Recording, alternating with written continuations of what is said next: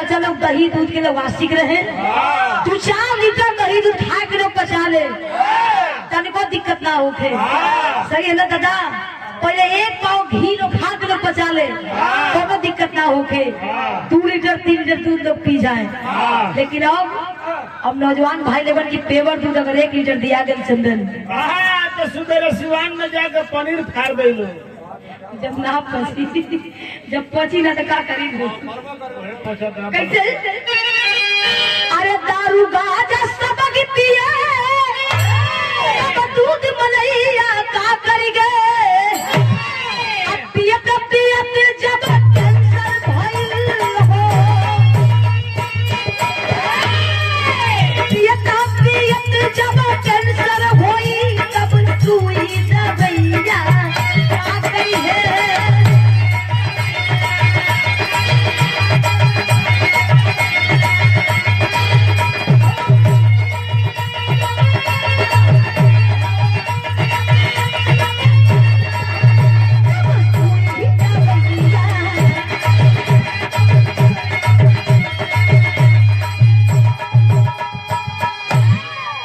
पहले हमारे बहू दादा चाचा लोग महुआ के लोग रोटी खाए, कोनो दिक्कत ना होके।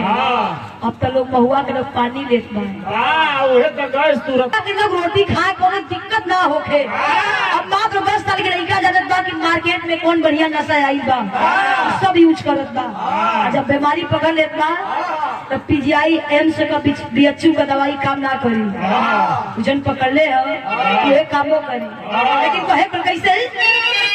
अरे पियत पियत जब कैंसर हुई, तब सुई दवैया का कर गए। ताकत के सब खेल खत्म भइल, ताकत के सब खेल खत्म। जंगल लड़वैया का करिए।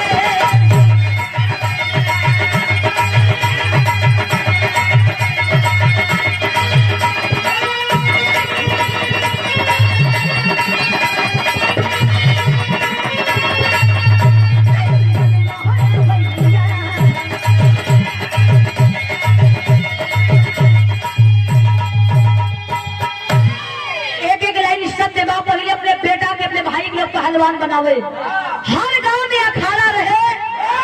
2 साल के 3 साल के लड़का के ले जाकर लोग रियाज करावे, दही में पूरा माटी लोग पोते। लेकिन अब मात्र 2 साल के लड़का बा, 3 साल के लड़का बा, डीजे के पीछे नचवावत वालों। एक गांव में से एक ट्रक डीजे निकल जाये आ लोग कहत बा, लोग घर के लोग खुदे कहत बा हमार बाबू है गाना बड़ा बढ़िया डांस करेला।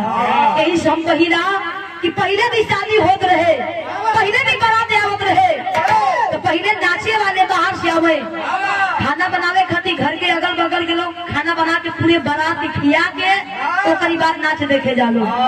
लेकिन अब सीधा उल्टा हो गई। अब खाना बनावे वाले बाहर से आवत बड़न, नाचे खातिर तो खानदान तैयार बा। बाहरी परिवर्तन जमाना कितना बदल गई। कहे पर कैसे? अरे ताकत के सब खेल खत्म, दंगल लड़वैया का कर गए। अब देश का सौदा नेता करे हो, देश का सौदा नेता करे। सीमा रखवैया का करिए।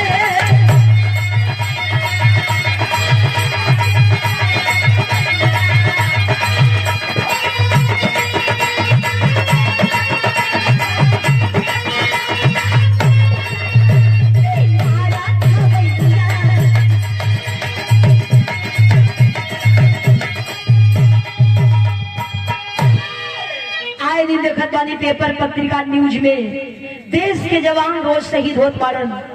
जब देश का नेता, जब देश बेचे ऊपर उतारू हो जाए तो देश के जवान कितना रक्षा करी हम, का करी है।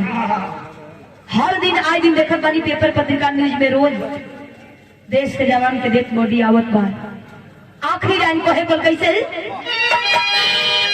अरे देश का सौदा नेता करे,